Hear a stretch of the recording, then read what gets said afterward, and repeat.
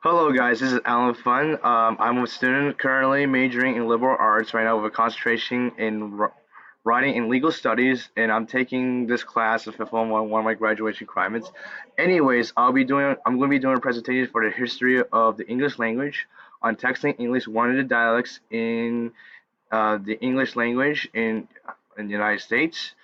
So for the thesis, I stated that the dialect of this English language itself is very unique in numerous ways, including unique history of the language itself, and the certain words that can be different from other dialects in English, which I'm going to mention a little bit later. And there's also words that might be based off of the Spanish language. and as and I also stated that the impacts on the language itself can be widespread throughout America, mainly when there's people that become popular across the country. Because I believe that there has been several people that have become popular, like the one Dr. Phil, but most importantly, I there's this president that became very popular just a couple years ago because of his accents and the way that he was speaking. For without further ado, I'm going to start off with the history of texting English, which is, of course, is very unique. So the texting English itself is a form of Southern American English, and it's also based off that language. So the origin itself was from the initial colonial settlements by British immigrants. This was started in Jamestown around 1607 and Plymouth in 1620. But for the southern portion of the English started in Jamestown, but it had numerous of origins because British immigrants wants to seek new opportunity.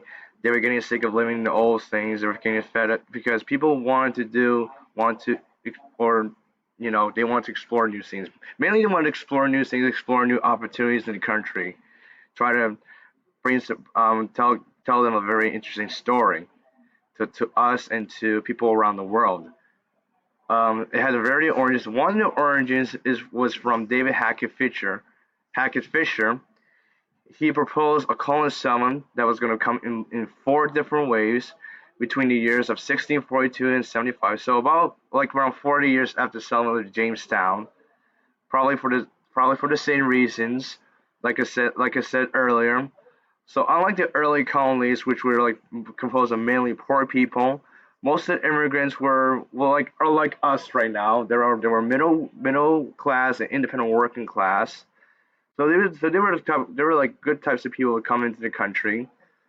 The next wave itself, immigrants came from only the northern part of England, where they were hoping for a better future economically in the new world itself, mainly because of the way the economy is doing in England, and they hope that they start a new economy in the new world will be a lot better than their predecessor England.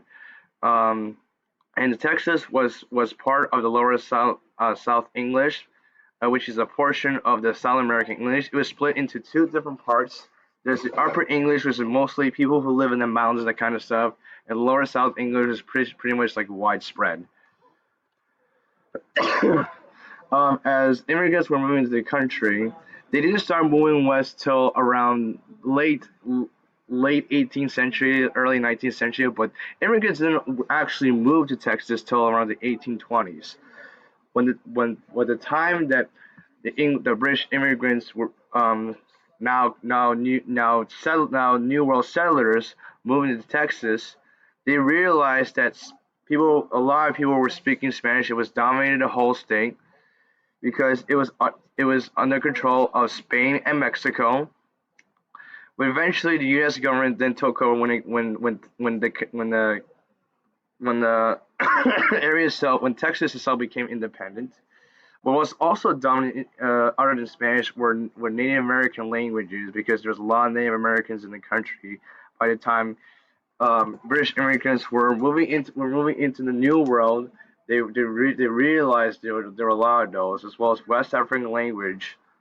Um, it dominated state. It dominated a whole nation, and once the English immigrants quickly settled in Texas, which I'll which I'll which you'll which you'll find out pretty soon.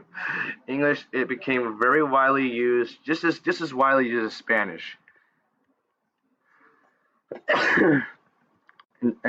And then the portion of Texas where the number of English speaking settlers quickly increased was Central Texas.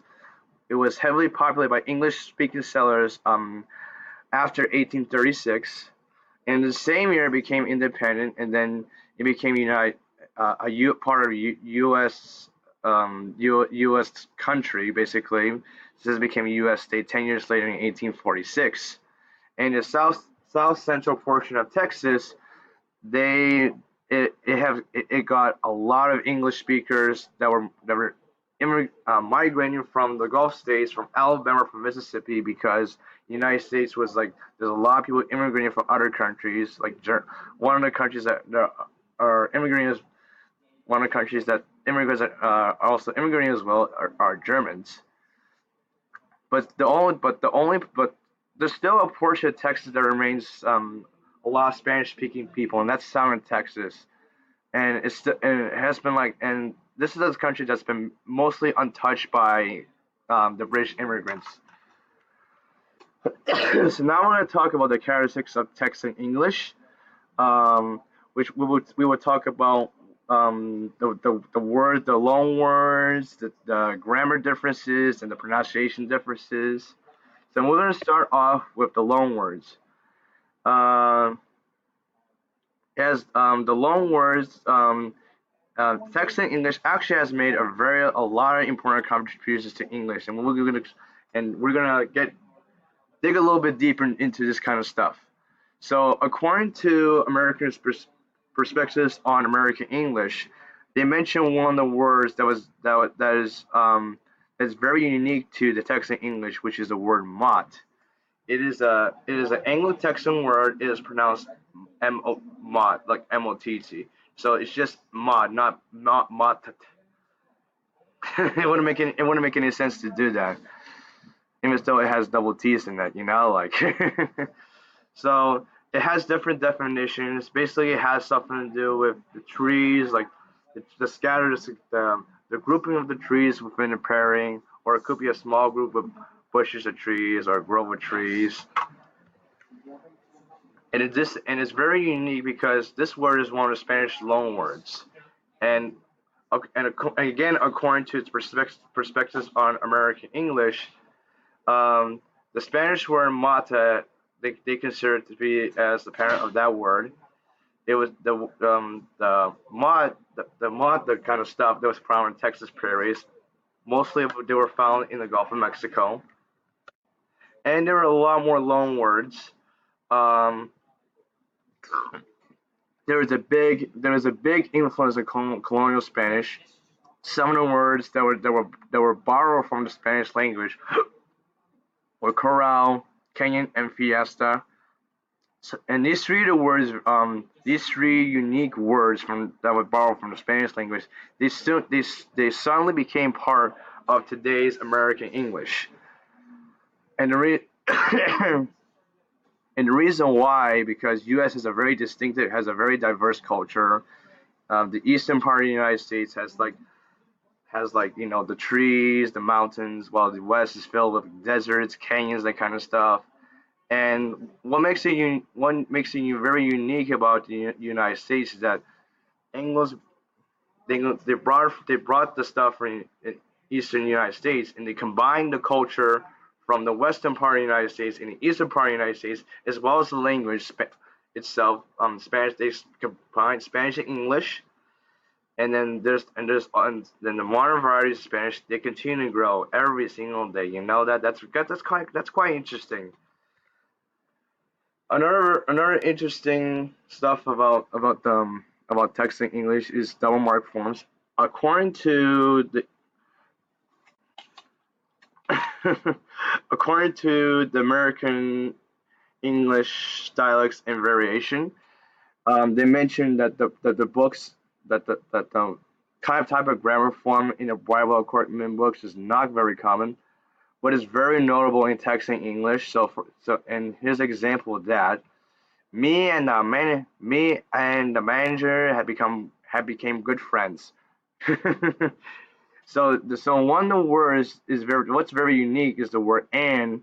So instead of the word and, it has a and then an apostrophe at the end, which leads to make me which leads to think that and might be a different variation of how they say and in Southern English, mainly in Texas, which leads to this kind of form of pronouns, which is or what we call like verb conjugations, that kind of stuff. So y'all do this, y'all do that. This is one of the pronouns that's very commonly used in Southern Southern English language, mainly in Texas, because I found a lot. I found because it's very there's a lot of Southern speakers there. In my opinion, it is not found anywhere in Britain. So it's a little bit different. It is based on the following words: use a distinct second person personal pronoun, and these two words that can two like separate words that are connected to each other. You and all. So it's saying like you all guys, something like that, and it derives from a Scott Irish term, and in my opinion, this is a variation of you guys that a lot of people use in the northeastern United States, where a lot of people use that. Well, what makes it different is that a lot of sounds use that, but trending today, a lot more people starting to use you guys rather than you all, something like that. There's also pronunciation changes. These speech changes are based off the speech regularly used in one of the Texan cities, San Antonio, according to a journal article on aluteness on Spanish influence. Grease and greasy have the Z sound rather than the S. So when you say the word grease, it'll be grease and greasy. So there's a little bit of a silent accent. You can hear a little bit of a silent accent in my opinion. So basically, the pronunciation changes is the purpose of that is to make sure that the pronunciation has some kind of silent accent going on. The U root is very general in the south, including Texas, on all England formats, especially in San Antonio, which is a city in Texas. And then these three words, hog, frog, and fog, have the A occur in the p form of all these words. So hog, frog, and fog. Hog, frog, and fog. So they're hog, frog, and fog. Hog, frog. I'm it. Apologize to me if the pronunciation is not correct. There's also and finally the the cow and house has the au rather than the au pronunciation. So the words cow and house. So it'll still be cow and house.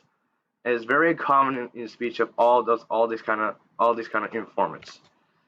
And here's the bibliography, and that's it. So what I didn't mention in the presentation was actually, that the text in English is very important for people, according to an article on testing English as an international language. So people who are basically foreign people, um, that are migrating from another country, they're moving to New York right now. It will be very important, like, to learn about text in English, because they might have to negotiate on certain items within a certain region with other speakers. And I thought this was very interesting. I found it very in the presentation. I thought this is very interesting because it gives me a very big detail, a big understanding of like certain dialects in America. And that's it.